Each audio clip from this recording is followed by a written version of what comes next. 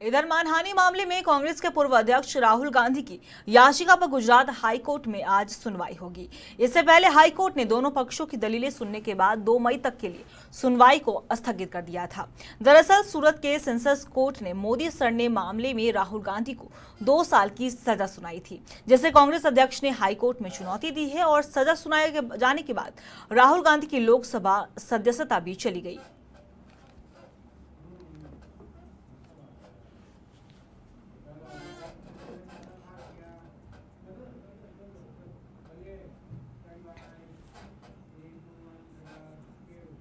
और इसी खबर पे तमाम जानकारी के लिए हमारे संवाददाता कुंवर अभिषेक हमारे साथ जुड़ चुके हैं। कुंवर, मानहानि मामले में राहुल गांधी की याचिका पर आज सुनवाई होनी है। गुजरात हाई कोर्ट ने दोनों पक्षों की दलीलें सुनने के बाद 2 मई तक के लिए सुनवाई को स्थगित कर दिया था। तो आज की सुनवाई को लेकर क्या कुछ जानकारी है आपके पास? बिल्कुल, देखिए, आज की जो सुनवाई है राहुल गांधी के डिस्क्वालिफिकेशन के लिहाज से निश्चित तौर पर बहुत महत्वपूर्ण है। 2:30 बजे ये सुनवाई होगी। जस्टिस हेमंत एम इसको सुनवाई करेंगे। पिछले महीने 29 तारीख में जब ये सुनवाई हुई, उन्होंने स्पष्ट कर दिया था कि 2 तारीख को इस पर जो भी डिसीजन होगा वो कर लिया जाएगा, क्योंकि जस्टिस हेमंत एम को 5 तारीख को विदेश में जाना है, तो उससे पहले ये सुनवाई पूरी कर लेना चाहते हैं। अगर मैं कांग्रेस की बात करूं तो उनके तरफ से जो वकील है अभिषेक मनु सिंघवी, कांग्रेस के बड़े कद्दावर नेता और बहुत बड़े वकील है दिल्ली सुप्रीम कोर्ट के, तो ऐसे में जो दलील कांग्रेस की तरफ से दी गई वो ये दी गई है कि जो मैक्सिमम सेंटेंस हो सकता है किसी भी मानहानि के केस में, वो राहुल गांधी को दिया गया। और चूंकि पूरे समाज को ना कहकर सिर्फ कुछ लोगों के नाम लिए थे, और वो लोग वादी पक्ष नहीं है, उन लोगों की तरफ से केस नहीं किया गया।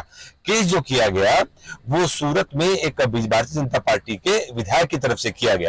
तो ऐसे में राहुल गांधी को 2 साल की सजा जो है वो न्याय संगत नहीं है। उसको उस पर रोक लगाई जाए, उसको खत्म किया जाए, उसको खारिज किया जाए।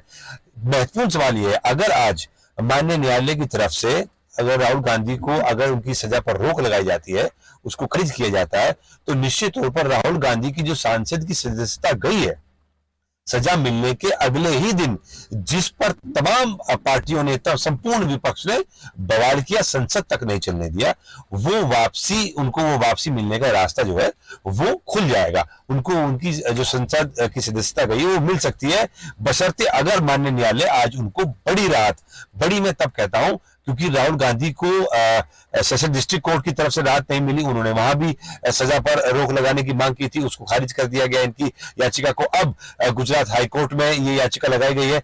देखना ये होगा कि जस्टिस जो हेमंत एम है वो इस पर क्या स्टैंड लेते हैं। क्या उनको लगता है वाकई राहुल गांधी एक सांसद के तौर पर, कांग्रेस के पूर्व अध्यक्ष के तौर पर और गांधी कांग्रेस के बड़े कद्दावर नेता के तौर पर उनको ज्यादा सजा दी गई है?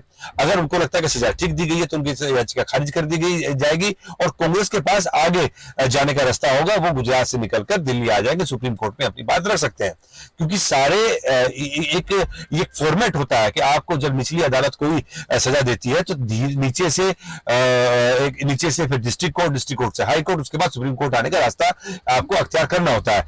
आज 2:30 बजे जब राहुल गांधी की सुनवाई होगी, अभी कांग्रेस के जिन नेताओं से, कद्दावर नेताओं से हमारी बातचीत हुई, अभी स्पष्ट नहीं है कि राहुल गांधी वहां जाएंगे या नहीं जाएंगे।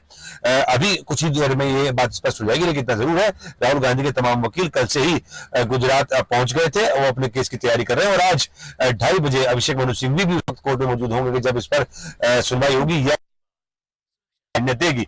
सुनवाई दोनों पक्ष की तरफ से हो चुकी है।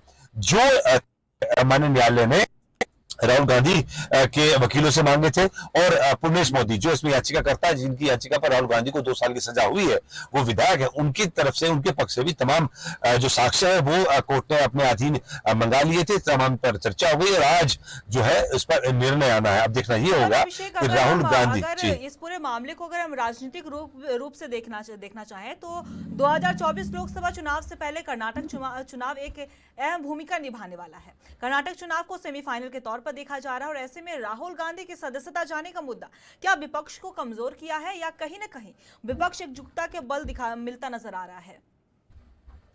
देखिए, राहुल गांधी की जब गई उससे निश्चित तौर पर आपका यह सवाल एकदम वाजिब है कि विपक्ष में कहीं ना कहीं एकता नजर आ रही है। और वो न सिर्फ राहुल गांधी के मामले में, जिस तरीके से दिल्ली के उप मुख्यमंत्री को सजा आई, जिस तरीके से ईडी, सीबीआई और तमाम जो जांच एजेंसियां हैं उनकी कार्रवाई विपक्ष के नेताओं पर चल रही है, चाहे वो तेलंगाना के मुख्यमंत्री की बेटी हो, चाहे वो दिल्ली के उप मुख्यमंत्री हो, चाहे वो लालू परिवार हो, तो इसको लेकर विपक्ष इकट्ठा जरूर हुआ है। क्योंकि कहीं ना कहीं जिस तरह की कार्रवाई चल रही है उस लोग चाहते हैं कि कार्रवाई पर रोक लगे। लालू प्रसाद यादव से दोबारा जो है जांच चल रही है जमीन नौकरी के बदले जमीन मामले में, तो ऐसे में विपक्ष एकजुट नजर आ रहा है। लेकिन 2024 के अगर दृष्टिकोण से देखें, जो आपका महत्वपूर्ण सवाल है, पेच जो फंसता है, पेच फंसता है प्रधानमंत्री के कैंडिडेट पर।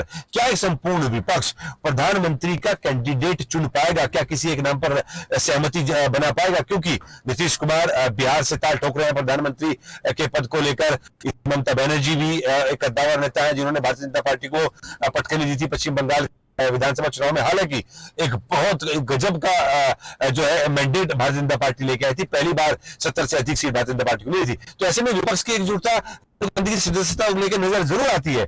लेकिन देखने वाली बात यह भी होगी, चूंकि कर्नाटक के चुनाव का आपने जिक्र किया, तो कहीं ना कहीं मान के कांग्रेस पार्टी चल रही है, सिंपैथी फैक्टर कर्नाटक के चुनाव में है और इससे कोई दो राय नहीं है। राहुल गांधी सदस्य जाने के बाद कहीं ना कहीं एक सिंपैथी फैक्टर जरूर और कांग्रेस को एक एज भी है। उनको लग रहा है कि इस बार परिवर्तन वहां हो सकता है और कांग्रेस की सरकार कर्नाटक में बन सकती है। तो इन तमाम चीजों को राहुल गांधी की सदस्यता जाने से निश्चित तौर पर कांग्रेस पार्टी जोड़कर देख रही है। और ये भी बात कहने में इसमें कोई दुराय नहीं होगा कि राहुल गांधी की सदस्यता जाने के बाद कहीं ना कहीं एक सिंपैथी फैक्टर राहुल गांधी के साथ जुड़ा है। क्योंकि राहुल गांधी, उनकी बहन प्रियंका गांधी पुरजोर तरीके से कर्नाटक में चुनाव प्रचार कर रही है। राहुल गांधी, हालांकि मैं यहाँ अपने दर्शकों को बताते चलूं कि राहुल गांधी अभी जमानत पर बाहर है।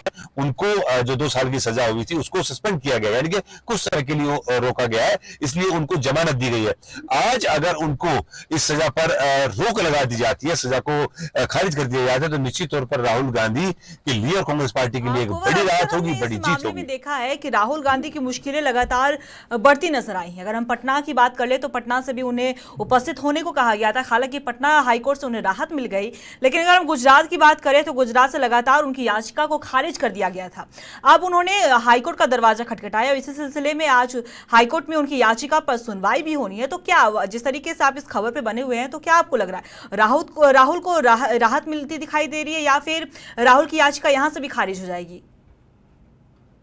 देखिए, जब बात माननीय न्यायालय में हाई कोर्ट और सुप्रीम कोर्ट की होती है तो सुप्रीम कोर्ट और हाई कोर्ट तमाम पहलुओं पर चर्चा करता है। जज उन तमाम दलीलों पर मंथन करेंगे जो दलील दोनों पक्ष की तरफ से दी गई है। कांग्रेस पार्टी की तरफ से कहा गया है कि निश्चित तौर पर क्योंकि मैक्सिमम सेंटेंस एक जिसमें किसी व्यक्ति विशेष को समाज को नहीं कहा गया, यह भी दलील कांग्रेस की तरफ से है कि पूरे समाज को लेकर जिस तरीके से भारतीय जनता पार्टी हमलावर हुई, और चूंकि ये दलील पुर्णेश मोदी की तरफ से दी गई है। पुर्णेश मोदी को राहुल गांधी ने अपनी कर्नाटक की रैली में जो 2019 के चुनाव में हुई थी उसमें सीधे तौर पर कुछ नहीं कहा था। तो ये भी पक्ष है कि जब पुर्णेश मोदी को कुछ कहा नहीं है तो उनकी याचिका पर फैसला क्यों लिया गया।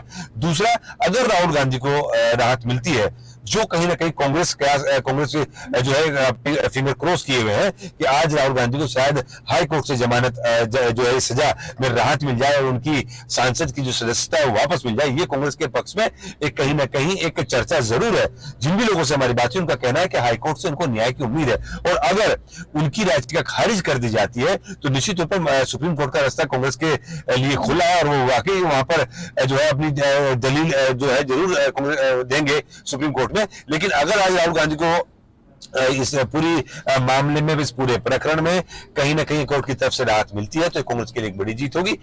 असर कहीं ना कहीं कर्नाटक चुनाव में भी भारतीय जनता पार्टी के खिलाफ कांग्रेस इसको बुलाने की कोशिश करेगी। सारा दारोमदार जस्टिस हेमंत एम पर है, वो क्या निर्णय लेते हैं, गुजरात हाई कोर्ट क्या निर्णय लेती है। लेकिन कांग्रेसियों ने पुरजोर अपनी दलील तमाम मुद्दों को लेकर रखी है। जहां तक बात पुर्णेश मोदी और की बात है तो उन्होंने भी अपने वकीलों के माध्यम से तमाम चीजें कोर्ट के अंदर रख दी है। 2:30 बजे सुनवाई शुरू होगी और मान के चला जा रहा है कि 3-3:15 बजे के आसपास इस पर फैसला आ जाएगा और देखना यह होगा कि राहुल गांधी को राहत मिलती है या फिर अभी भी वो बेल पर ही रहेंगे। जी जी कुंवर, आपका बहुत बहुत शुक्रिया तमाम जानकारी के लिए। अब बने रही खबर पे हम आपसे लगातार अपडेट लेते रहेंगे। जैसा कि आपको बता दें कि राहुल गांधी की मानहानि केस में दायर याचिका पर आज गुजरात हाई कोर्ट में सुनवाई होनी है। इससे पहले याचिका को गुजरात सिविल कोर्ट ने खारिज कर दिया था। इसी मामले में गुजरात हाई कोर्ट का दरवाजा खटखटाया था राहुल गांधी ने और आज उनकी याचिका पर सुनवाई होनी है।